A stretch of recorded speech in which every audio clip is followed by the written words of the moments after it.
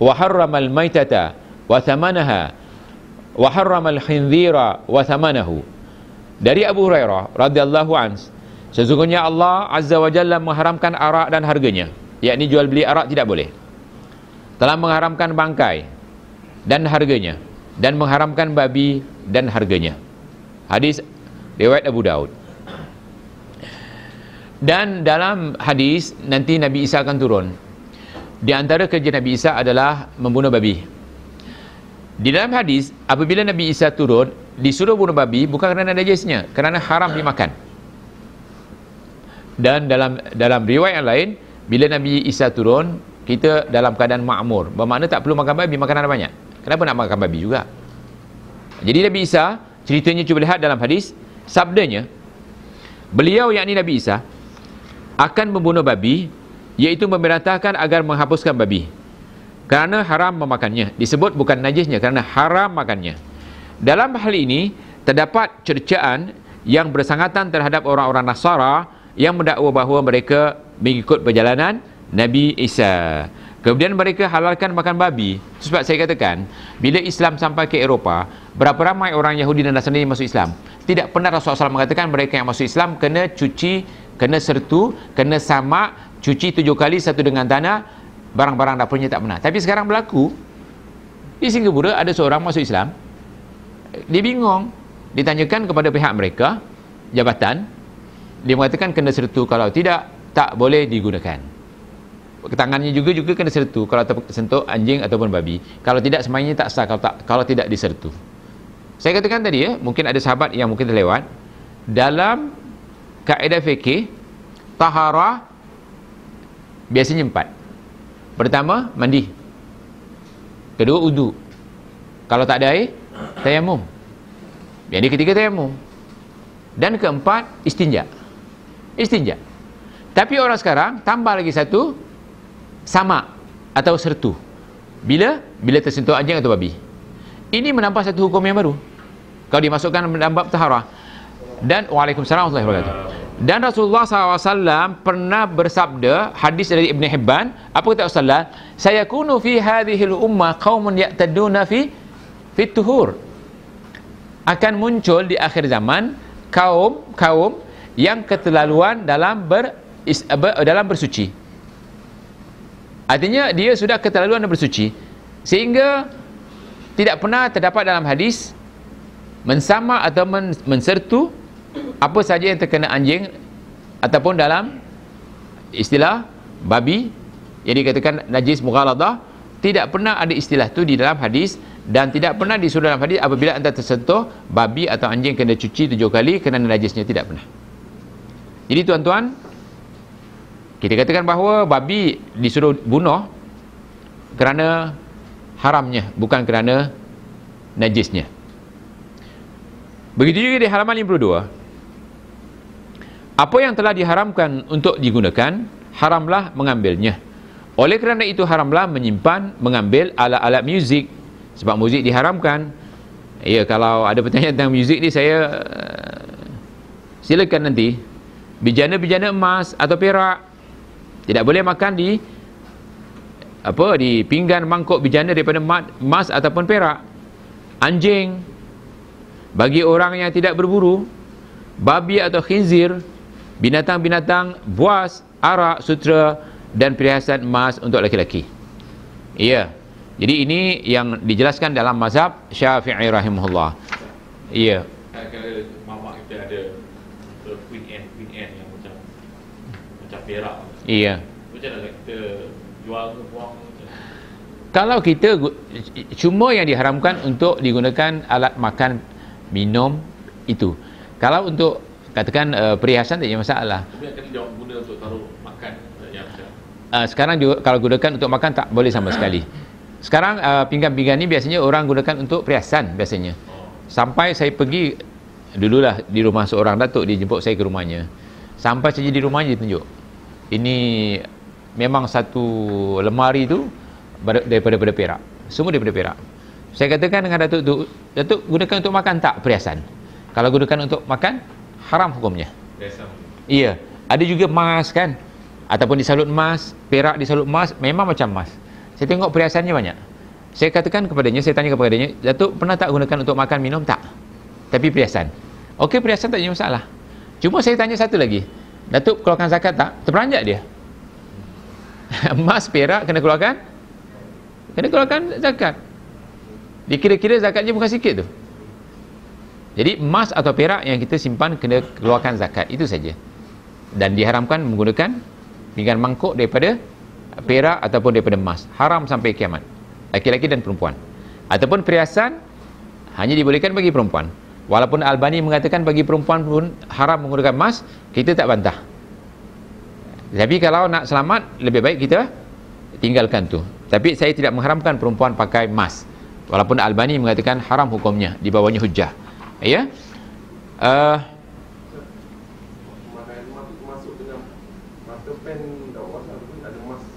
Kalau keperluan tu mata pen untuk memudahkan kita menulis dan supaya tahan, tak ada masalah. Itu bukan untuk perhiasan, itu kegunaan.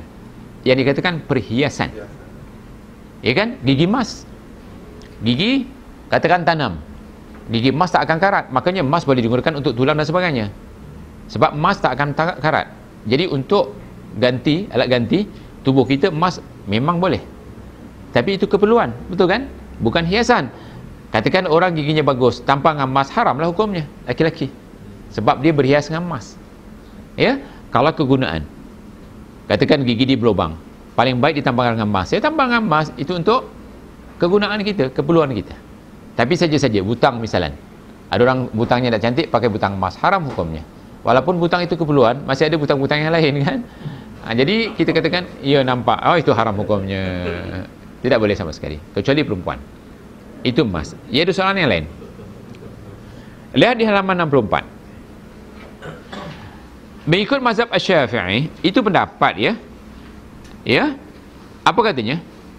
Saya baca bahasa Melayunya. Babi dan sesungguhnya termasuk dari benda yang keji, haram untuk dimakan. Itu adalah babi. Kerana babi lebih buruk keadaannya dari anjing. Kerana sama sekali tidak dihalalkan memelihara babi. Kerana babi disunahkan untuk membunuhnya yang tanpa suatu bahaya bagi orang yang membunuhnya. Tapi tetap tak cerita pasal najis. Disuruh membunuhnya kerana haram dimakan. Ya. Begitu juga dalam mazhab Syafi'i, cuba lihat di halaman 64 di bawah. Dan kata Sajarah, sebahagian dari keburukan babi itu ialah kerana sesungguhnya babi lebih buruk halnya dari anjing. Kerana babi sama sekali tidak dapat dimanfaatkan, tidak boleh dipelihara, kerana sunnah membunuhnya tanpa suatu sebab yang memudaratkan. Bahkan dikatakan orang wajib membunuhnya, dan diperukatkan oleh Ibn Hajar di dalam bab Al-Libas. Dan saya dapati babi juga ada manfaatnya, kerana kesan hidup babi lebih kuat daripada anjing. Sebahagian ulama kita mengatakan, kenapa kita ditanam begitu dalam? Berapa kaki ke bawah? 6 kaki. Kerana kalau kurang daripada 6 kaki, babi boleh hidup, dan babi boleh makan mayat. Lebih daripada 6, maka tidak boleh hidup. Sehingga di sebahagian tempat, babi ini digunakan oleh mereka untuk mengesan cendawan dalam tanah. Dan cendawan ni harganya mahal sekali, dan cendawan ni katanya umurnya beratus-ratus tahun. Maka digunakan babi, dilatih untuk dapat kesan, dan dia boleh korek.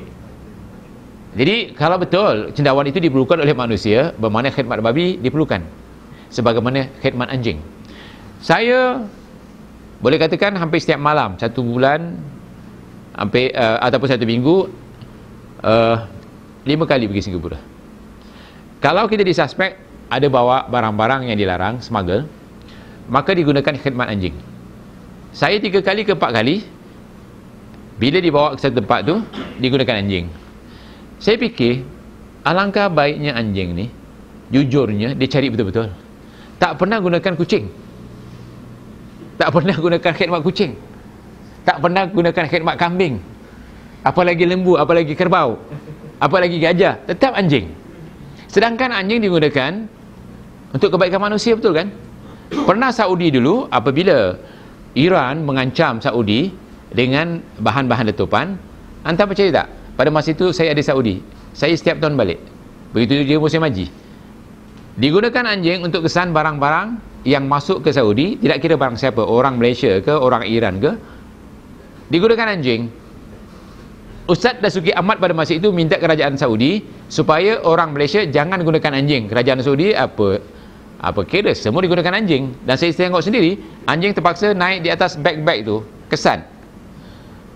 Jadi kata mereka, kalau kena sentuh anjing, kena sertu. Bagaimana beg-beg tu yang dibawa ke Mekah? Oh, pada masa itu tukar mazhab. Senangnya tukar mazhab, dia katakan talfik.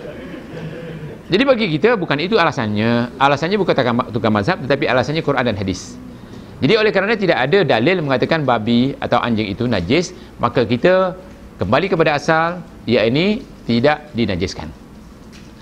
Sekali lagi saya minta ya, terutama kalau ada dimasukkan dalam YouTube, saya menghormati mazhab Syafi'i, sehingga kajian kita kajian Imam Syafi'i.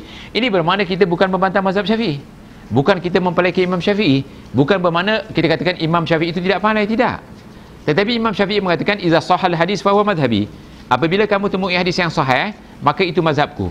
Dan kata Imam Syafi'i, wala tukalliduni, jangan taklid kepadaku.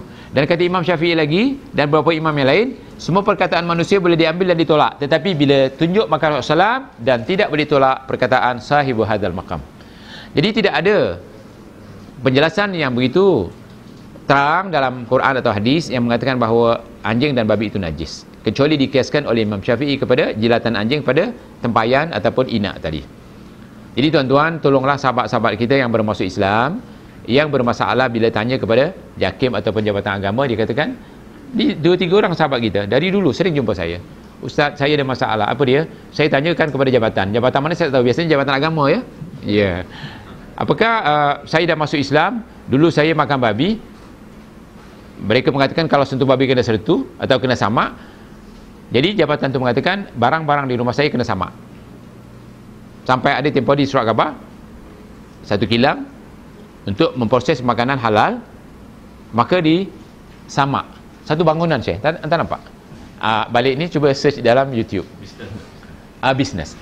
Jadi syarikat ni bisnesnya untuk mensamak kilang, rumah atau apa saja, dan dia ada jual produk untuk samak, sabun. Dan dia jual produk juga untuk tayamum. Dan pernah muslimah kita di Gombak membawa satu sabun, harganya RM7, sabun untuk samak atau sertu. Di Singapura harganya $5. Ada satu syarikat jual. Saya katakan ini satu bid'ah. Rasulullah SAW tak suruh gunakan sabun, suruh gunakan tanah. Sabun sudah wujud, sudah ada zaman Rasulullah SAW. Kenapa Rasulullah SAW tak sebut sabun? Sehingga kabilah sabun itu sudah lama wujud. Apa kabilah sabun ni? Kabilah yang membuat sabun. Jadi dia buat sabun sehingga kabilah dikatakan kabilah sabuni, yakni produk dia tak ada lain, sabun. Dan sabun sudah wujud zaman dulu. Jadi Rasulullah SAW tak pernah menggunakan sabun. Sekarang mereka produk satu sabun, harganya RM7. Apa nama sabunnya? Sabun samak. Lihat.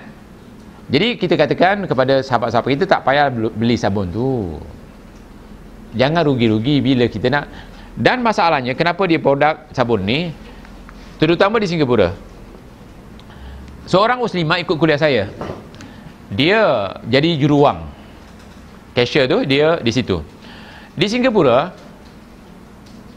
seperti Emporium misalnya, Carrefour dan sebagainya, di Singapura ada. Giant pun ada di Singapura. Kalau di Malaysia, yang barang-barang tidak halal seperti babi, produk babi, dia di luar ya, di luar ada satu tempat khas. Di Singapura tidak, semua di situ.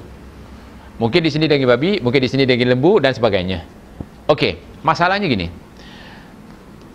wanita-wanita kita yang bekerja sebagai juruang, bila satu troli itu, di situ macam-macam ada, di antara yang kena pegang adalah daging babi. Daging babi yang masuk frozen kan berair, bila dia pegang masuk ke dalam plastik. Jadi dia bertanya dengan saya, Ustaz, saya bila bekerja saya tak boleh sembahyang, kenapa? Saya pegang daging babi. Kata Ustaz, kalau pegang daging babi, kalau tak serta sembahyang tak sah. Jadi tak sembahyang lah dia. Okey, sekarang kalau betul ada produk tanah tu, hartanah, syarikat hartanah jual tanah untuk ni, saya rasa ini menyusahkan kita. Setiap kali kita nak sembahyang, kita samak atau setu dengan air bertampur tanah, lama-lama sing tu boleh tersumbat saya. Jadi masalah.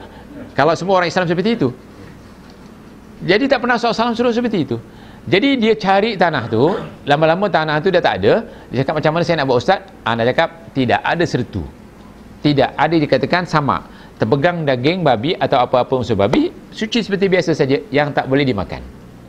Lihat, jadi muslimah ni kadang-kadang dia tak sembahyang. Kenapa? Bila saya nak samak. Ini satu jenayah, meninggalkan sembahyang hukumnya kafir, haram Syekh. Jadi kerana hukum ni diberat-beratkan, akhirnya budak-budak ni tak sembahyang. Alasannya apa? Saya tak sertu. Macam mana nak sembahyang? Jadi boleh hari ini kalau ada sahabat-sahabat kita yang terpaksa bekerja memegang daging babi, tak payah disertu kerana babi tidak najis. Ya, kalau ada soalan teruskan dengan soalan.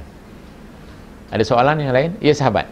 Kalau kita katalah kita pergi hotel luar negara, lepas tu ada hidangan makanan kat hotel kan? Iya. Jadi kita katalah goreng, lepas tu ada ayam digoreng, Iya. kat tepi tu ada babi yang digoreng. Iya. Jadi pada saat kita tak boleh makan kalau makanan tu, Kalau masakan yang dikatakan seperti ayam, seperti lembu, kalau disembelih oleh ahli kitab, maka kita makan yang ayam saja. Yang tak boleh makan babi. so kita tak perlu nak was-was yang mungkin dia goreng pada satu tempat. Kaedahnya senang. Ini nanti kat YouTube kalau orang nak komen, komenlah, tanya masalah. Aisyah pernah bertanya kepada Rasulullah, dia diberi oleh seseorang daging. Jadi ditanya kepada Rasulullah, ya Rasulullah, mereka beri kita daging. Oleh kerana daging itu adalah jenis daging yang halal, Aisyah ragu tentang siapa yang menyembelihnya. Apakah orang musyrikin ataupun ahli kitab, sebab di situ ada orang Yahudi. Apa kata Rasulullah? Makan, dan sebelum makan baca bismillah. Mudah kan? Makan, sebelum makan baca bismillah.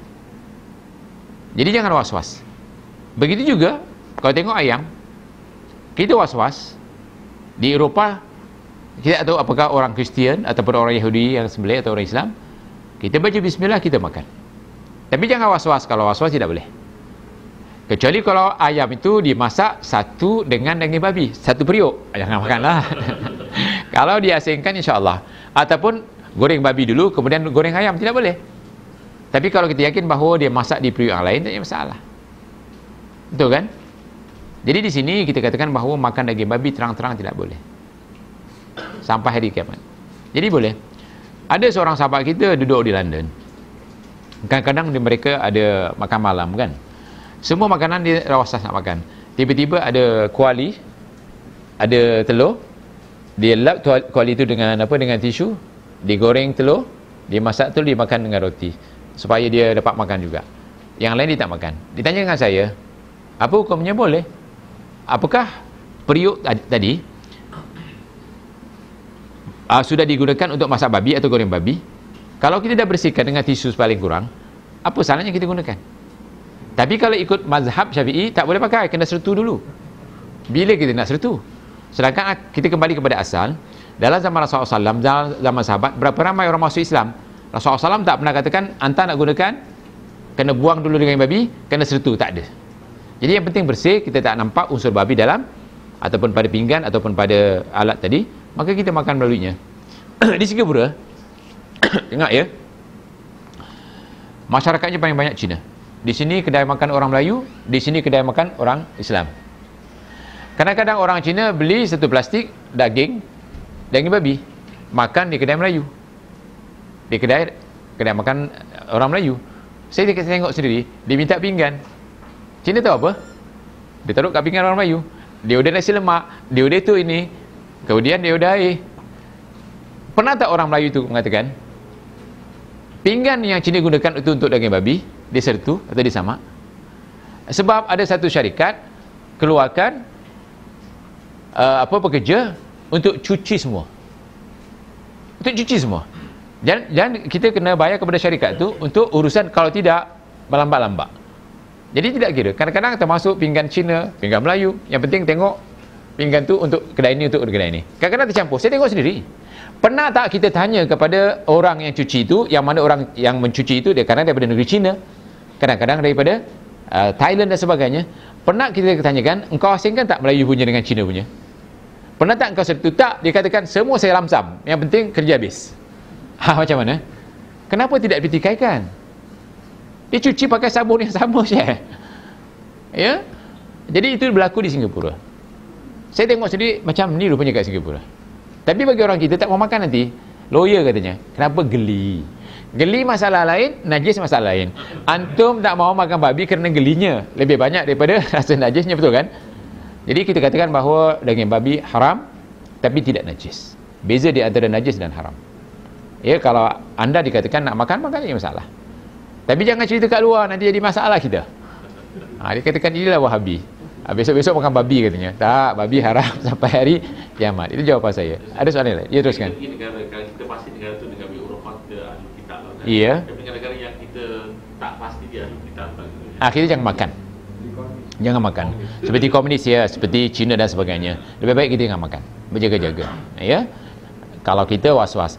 Sebab tuan-tuan ya, makanan kita adalah diri kita. Kalau barang haram kita makan, di antara doa kita tidak diterima. Dalam hadis Bukhari, ma'kaluhu haram, wa mashrabuhu haram, wa libasuhu haram, wa ghudhiya bil haram. Kaifa an yustajab? Seorang laki-laki menangis dalam keadaan kusut masai, mungkin dia bermasalah, minta kepada Allah rezeki. Minta kepada Allah, dia berdoa. Kata Rasulullah menunjuk laki-laki itu, bagaimana doanya akan diterima? Makanannya haram, minumannya haram, makanannya haram, minumannya haram, hasil makanannya haram, dan pakaiannya haram. Jadi di antara yang menjejaskan doa kita adalah makanan haram. Maka pastikan makanan haram tidak ada dalam rumah kita. Makanan haram bukan saja yang dikatakan benda-benda yang tak disembelih oleh orang Islam ataupun babi, tetapi riba, rasuah, judi, arak, itu semua benda haram. Ya kan, menipu, tak bayar hutang, lari, itu juga benda haram. Bukan saja daging babi, bukan saja daging tak disembelih orang Islam. Apa saja dikatakan haram, tidak boleh dimakan. Kalau tidak menjejaskan ibadah kita, menjejaskan akidah kita. Ya, jadi jagalah. Sebab Allah SWT menyuruh kita makan benda-benda yang halal, yang haram tidak boleh. Halalan tayyibah. Halal dan baik, insya-Allah. Dalam keadaan mana yang kita kena bersama benda-benda bekas? Cuma yang berkaitan dengan anjing dan yang berkaitan dengan yang kita nak gunakan untuk makan dan minum. Itu saja. Contohnya dalam hadis Az-Zuhri, ya,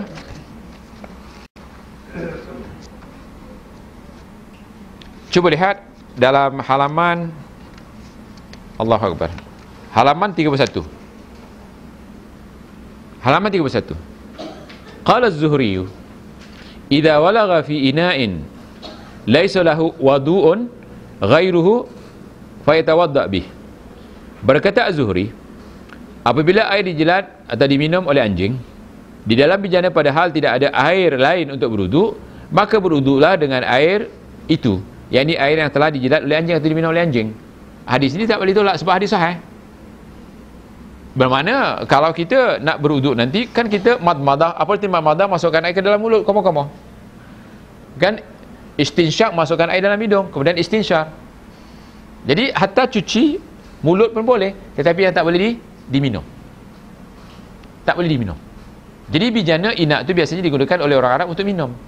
Anda katakan tadi, Islam mendahului semuanya dalam bab-bab kesihatan, di antaranya tentang air liur anjing.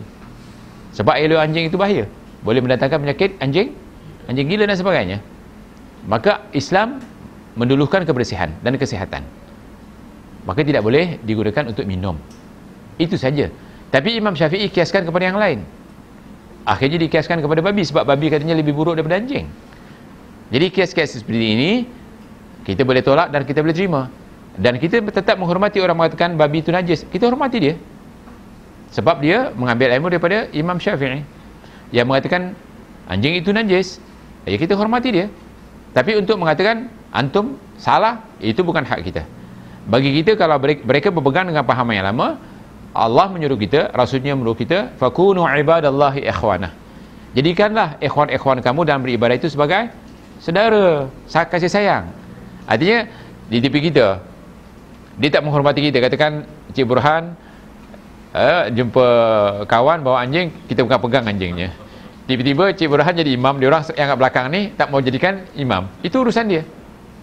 Ya, itu urusan dia. Tetapi kita katakan bahawa kalau dia katakan dia pegang anjing, dia serta dan sebagainya, dia sama, kita menghormati dia.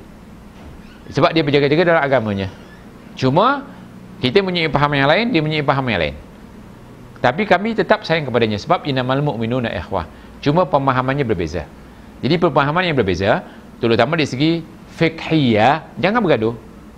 Yang kita berbeza, boleh bergaduh dalam masalah akidah. Itu saja. Jadi masalah fiqh kita lebih baik kompromi. Jangan bergaduh. Dari segi fiqh, kita jangan bertengkar dan bergaduh kerana masalah-masalah seperti ini. Ada mengatakan, Ustaz, kenapa Ustaz bawa masalah ni? Kerana terlalu sering ditanya. Kalau tidak, saya tak mau benda-benda kontroversi ini menyusahkan kita, kan? Kita tak mau. Tapi ini masalah hukum tetap kita jelaskan kepada masyarakat. Dan ad-dinu yusrun, agama itu mudah. Yassiru fala tu'asiru, permudahkan, jangan dipersulitkan. Kalau orang-orang yang belum masuk Islam atau nak masuk Islam disulitkan dengan hal-hal di antaranya masalah babi dan anjing, dia pun tak jadi nak masuk. Jika kalau aku masuk Islam kena sertu, barang-barang aku kena sertu. Kalau tak sertu tak sah sembahyang. Lama-lama dia duduk hotel sebelum bersih rumahnya. Okey, kalau kapet yang tebal-tebal tu, kalau ada bulu anjing kena sertu. Dia punya sofa, dia punya katil, sebab separuh orang bawa ke katil anjing. Dan bulunya seperti kucing, dia banyak apa? Yang runtuh. Macam mana pula? Sampai ada seorang pekerja daripada Indonesia, dia mengatakan yang saya tak tahan sekali Ustaz, bulu anjing. Dia kerja dengan orang Cina di Singapura. Hari-hari dia kena vacuum bulu-bulu anjing sebab dia banyak piara anjing. Jadi ditanya kepada saya, apa boleh tak saya sembahyang Ustaz dengan kena bulu anjing? Ya silakan. Sebab anjing tidak najis. Tapi sebelumnya dia macam mana nak sembahyang? Di rumah itu penuh dengan anjing. Macam mana nak sembahyang? Dia kena masak babi. Ya, dia semasa pergi Singapura tak ada perjanjian untuk itu untuk ni. Yang penting dia bekerja di rumah, tak kira rumah siapa. Jadi bila sampai di Singapura, di antaranya masak babi, potong babi saya. Ditanya kepada saya, anda jangan makan saja untuk tuan anda, kerana kamu sudah buat perjanjian, nak buat macam mana? Kalau lari kena bayar. Dia orang miskin, susah. Jadi masalahnya, masalah babi selesai malam ni. Jadi kalau ada sahabat-sahabat kita bertanya tentangnya, kita katakan tidak najis. Dan buku ini boleh dimanfaatkan. Sekurang-kurangnya boleh dimanfaatkan dan boleh jelaskan kepada mereka tentang hukum anjing dan babi. Wallahu a'lam.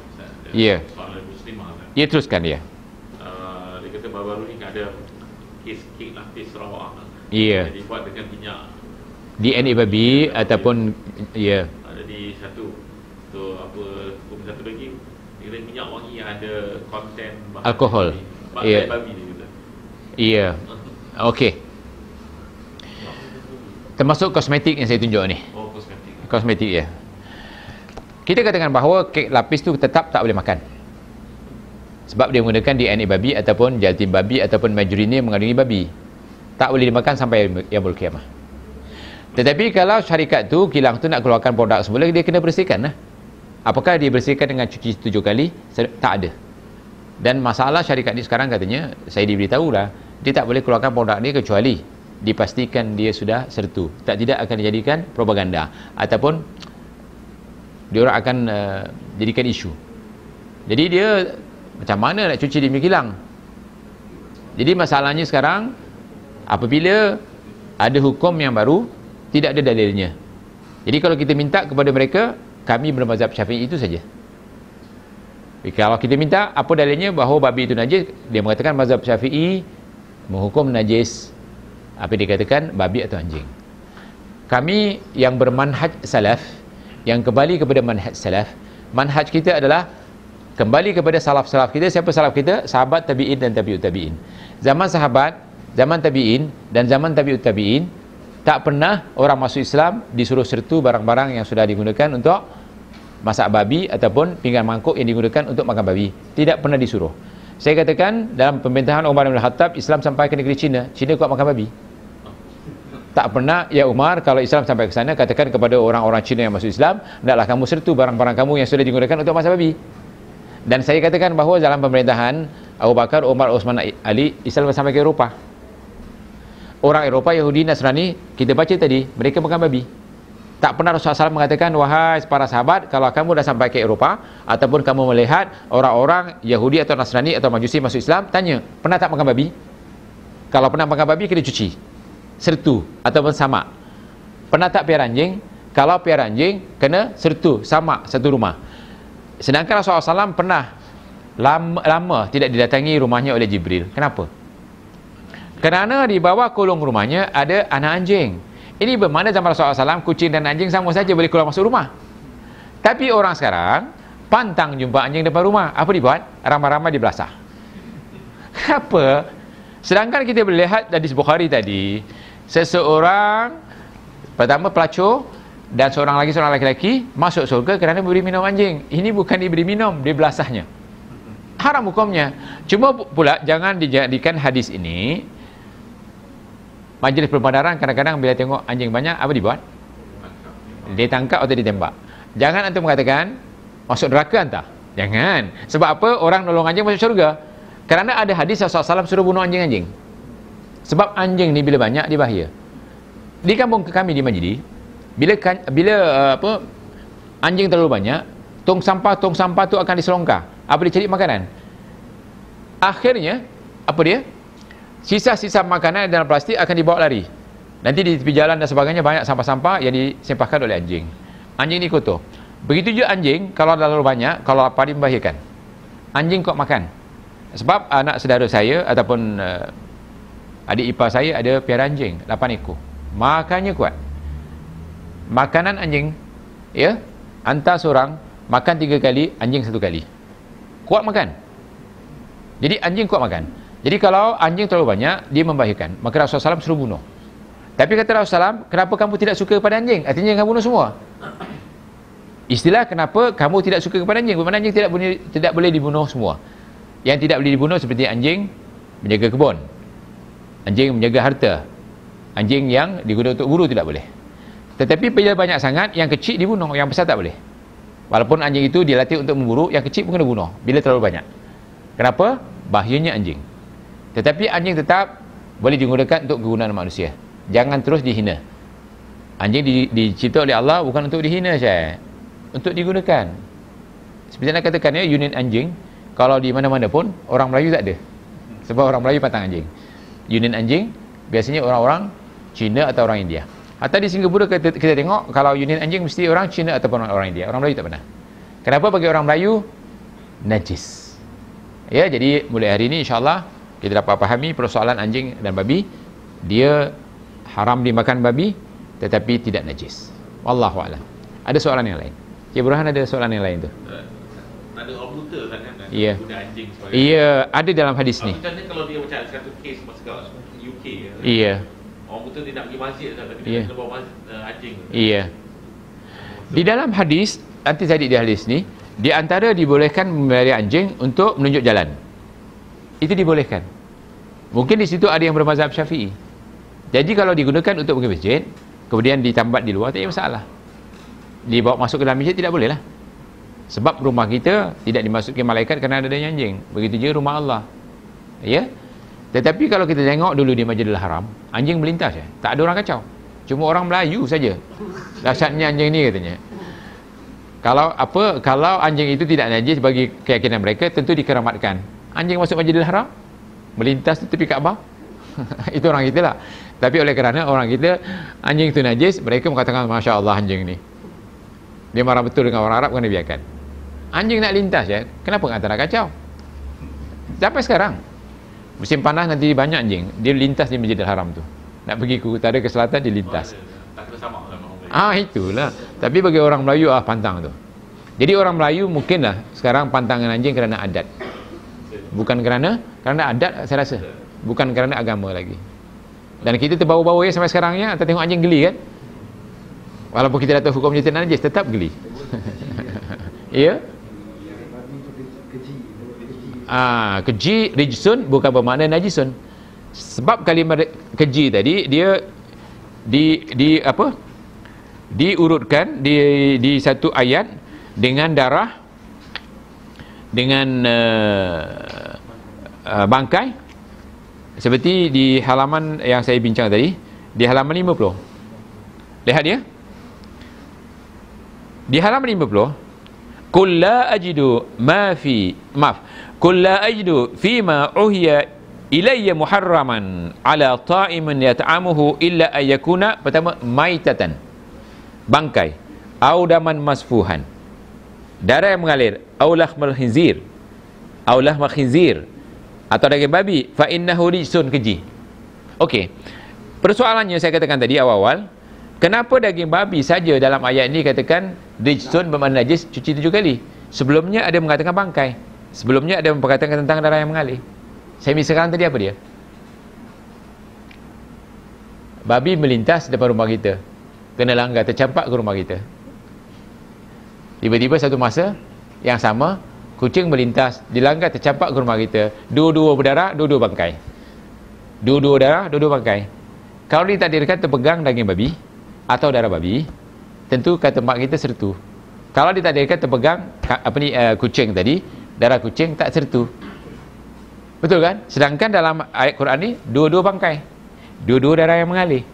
Kenapa dikhususkan rijsun hanya pada babi kena cuci 7 kali? Mana dalilnya? Ini Imam Syafi'i hanya mengkiaskan kepada anjing. Kata Imam Syafi'i, babi lebih buruk daripada anjing. Itu kias. Itu kias. Dan di dalam zaman Rasulullah SAW, saya katakan tadi, ada sahabat-sahabat yang menggunakan minyak babi untuk menghidupkan lampu. Ada yang menggunakan minyak babi untuk tampal perahu. Rasulullah SAW tak pernah katakan cuci tangan anta 7 kali, satu daripadanya dengan tanah, atau dia katakan sama. Tidak ada. Jadi kita katakan bahawa kalau tidak ada hukumnya, Imam Syafi'i tak suruh kita taklid kepadanya. Kata Imam Syafi'i, wala tuqalliduni, jangan taklid kepada aku. Iya. Jadi faham insya-Allah? Iya. Iya. Itu tak betul lah. Yang utama orang makan daging babi. Tak pernah orang makan, saya kalau beli ayam, saya tak mau beli daging ayam. Misalan. Iyalah. Iya. Tapi di dalam istilah daging, artinya merangkumi semua. Sebab manusia tidak akan hidup kecuali ada dagingnya. Begitu juga babi tidak akan hidup kecuali ada dagingnya. Jadi ada daging babi, ada babi lah. Ya kan? Soalan tadi Muslimah tadi, yeah. lupa jawab yang pasal kosmetik. Kosmetik yang menggunakan daging babi ataupun unsur babi boleh dipakai. Kenapa tidak boleh dipakai? Oh, itu apa namanya? Itu bangkai. Iya. Kita katakan bangkai, tetapi tidak ada dalil mengatakan bahawa dia najis. Ya kan? Okey.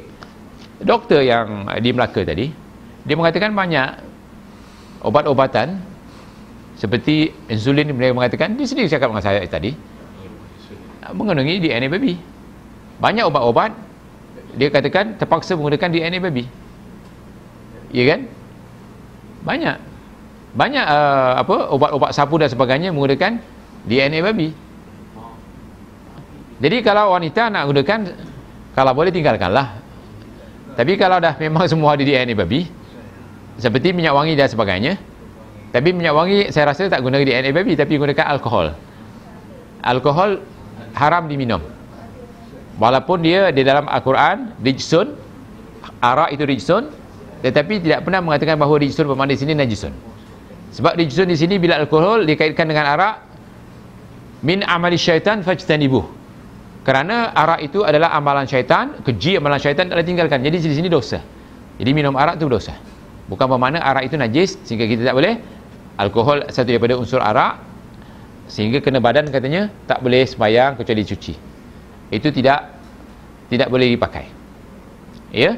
Tapi kita menghormati seperti Bin Bas mengatakan alkohol itu najis.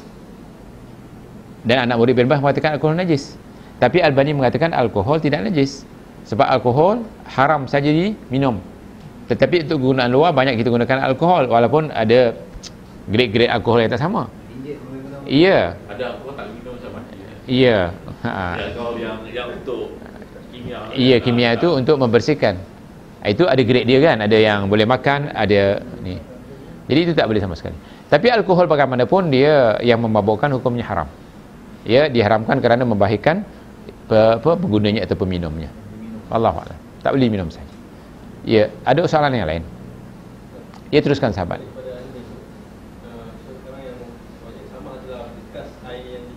Iya.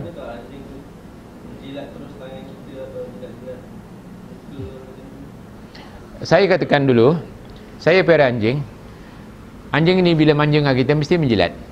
Makanya orang Indonesia mengatakan pengampu tu penjilat, sebab anjing pandai mengampu. Takkanlah bila jilat muka saya terpaksa ambil tanah, sapu muka saya, cuci dengan anjing, dengan kerana air anjing, tak. Dan kalau dia tak jumpa saya lama lagi, dia rindu. Macam dia bangun, dia jilat. Itu anjing. Kalau kita dah manjakan. Tapi jangan ada orang lintas, dia garang, dia ngampu betul. Ya, ada orang saja dia menyalak. Jadi jiran-jiran tu sukalah saya anjing tu. Sebab anjing tu dah kita bersihkan, mandikan kan, memang bersih. Jadi cuma orang-orang di situ melihat bahawa inilah Wahabi. Anjing dia pelihara. Kita katakan bahawa kilang kita bahaya kalau tak ada anjing. Diorang akan pecah, diorang curi tembaga dan sebagainya. Apa-apa di dalam diorang boleh curi. Jadi kita depan itu kita taruh anjing lah. Depan belakang taruh anjing. Mereka sekurang-kurangnya anjing itu menyalak. Ataupun dalam pagar kita taruh anjing. Anjing mesti menyalak. Ya, jadi kita kalau mudarat lebih, maka kita hilangkan mudarat kita antaranya dengan anjing. Ya, insya-Allah. Cuma anjing ini satu kelemahan dia.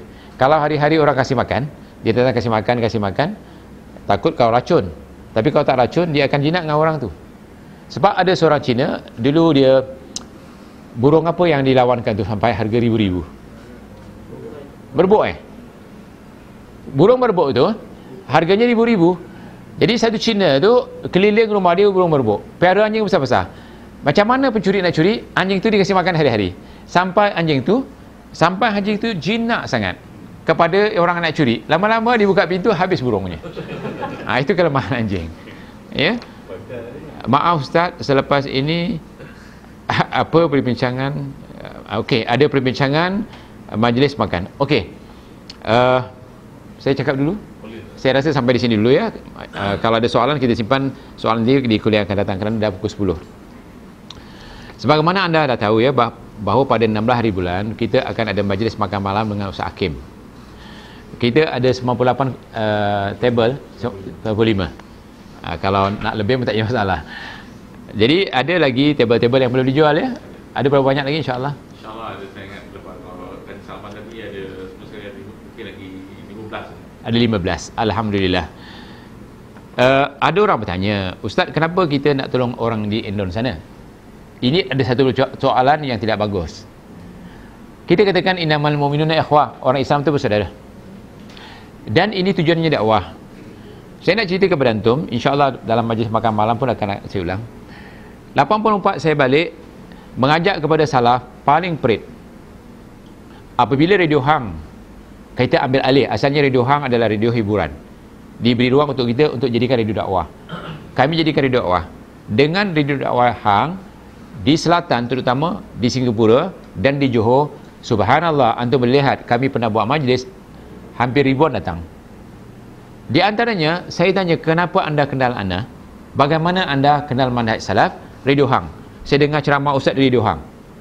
Jadi keistimewaan Radio Hang, hatta orang dalam tandas boleh dengar. Betul kan? Hatta orang dalam teksi boleh dengar. Hatta orang pergi hutan asal bawa radio ataupun bawa apa yang canggih ni, telefon dan sebagainya, dia orang boleh dengar Radio Hang. Jadi kita tidak mampu untuk berdakwah seperti itu. Ingat dia, bila mati anak Adam tinggalkan 3. Pertama, ilmu yang manfaat. Ilmu yang manfaat bukan semestinya kita sahaja yang sampaikan. Kita memberi sumbangan kepada orang yang hingga sampai ilmu itu daripada orang tersebut dengan sumbangan kita, bermakna kita sudah menyampaikan ilmu yang manfaat. Kedua, amal jariah. Radio Hang kalau kita hidupkan, insya-Allah kalau kekal ada dan kita kalau boleh buat bangunan, ini amal jariah bagi antum. Dan ketiga, anak yang soleh mendoakan. Bagaimana nak jadikan anak kita soleh? Biarlah banyak dengar Radio Hang. Di antaranya, bukalah di rumah kita Radio Hang. Dan berapa ramai anak-anak yang tak minat untuk mengaji dengan Radio Hang, ngajinya bagus, budak-budak tu nak belajar. Ataupun dulu budak-budak tak mau sembahyang, bila ancaman daripada Radio Hang, dakwah ustaz-ustaz di situ, apa hukum tinggal sembahyang, mereka mula sembahyang. Jadi bagi kita, persoalannya apakah mereka mampu untuk meneruskan dakwah? Sekarang dakwah adalah kewajipan kita di mana pun kita berada. Oleh kerana kita tidak mampu untuk berdakwah di selatan ataupun di Pulau-Pulau Riau menggunakan Radio Hang, duit kita yang kita infakkan, jahidu bi amwalikum, ini jadi satu amal jariah. dan meninggalkan ilmu. Bila mati anak Adam semua putus kecuali 3 perkara ni. Mudah-mudahan dengan adanya, saya berterima kasih kepada Cik Burhan dan Cik Nek ya, dan sahabat-sahabat yang bantu ni. Ini radio hang. Apa arti radio hang? Radio kamu. Orang utara katakan hang. Ini radio hang. Betul kan? Dan projek ini projek kita, bukan projek Cik Burhan, bukan projek Rasul Dahri, bukan projek Cik Nek ataupun Muslimah yang kita sebut. Tidak, projek kita. Kalau kita nak jayakan sekarang lah. Kalau kita tak berjayakan, bermakna ini bukan projek kita. Kenapa kita tak melibatkan diri kita? Kita kena libatkan diri kita dalam projek ni. Kan baik. Inilah.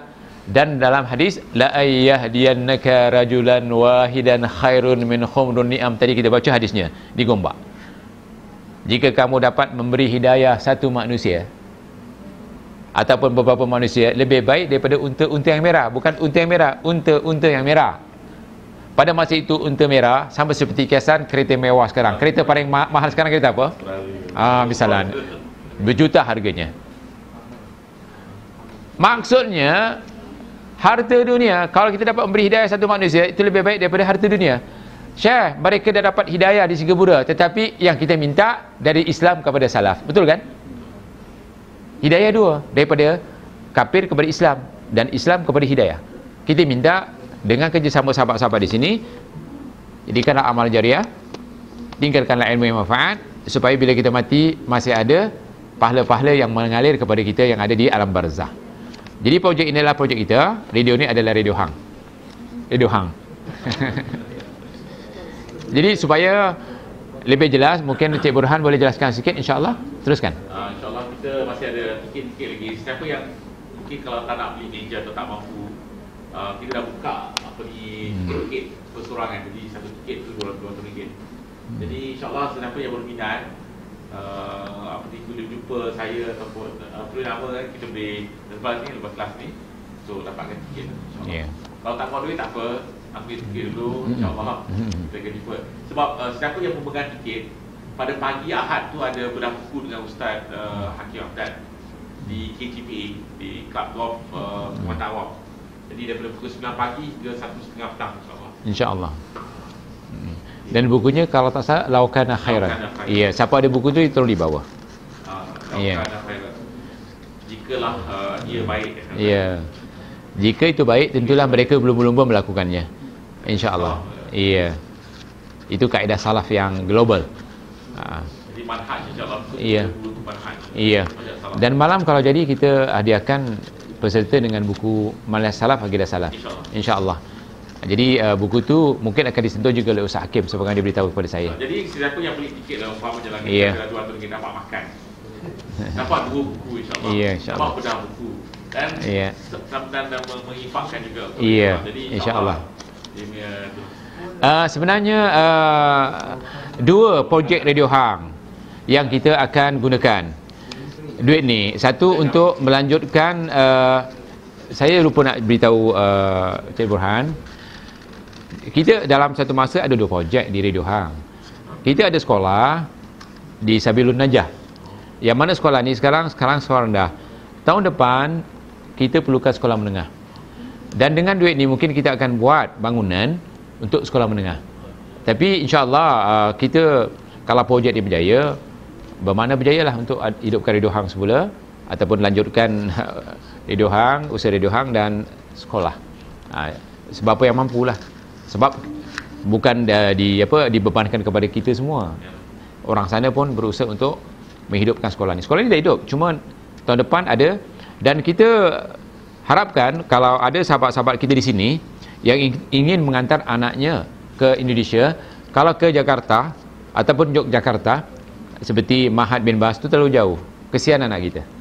Jadi kalau dihantar ke hang dekat, ya, ke Batam dekat, kita boleh balik bila-bila dan dekat sangat kalau dibezakan dengan Jakarta dan sebagainya. Kalau orang Singapura lagi dekat, sebab 40 minit boleh sampai daripada Singapura ke Batam. Ya, tu sahabat kita di belakang, maknya pernah ikut daripada Singapura pergi mana? Pergi radio hang. Jadi kita bantu pelajar-pelajar kita yang ingin belajar, sama seperti di Yogyakarta ataupun di tempat-tempat yang lain. Sebab silibusnya sama, kurikulumnya sama, dan kita tekankan adalah dakwah salafiyah di situ, insya-Allah. Kalau ada masalah kita boleh bincang.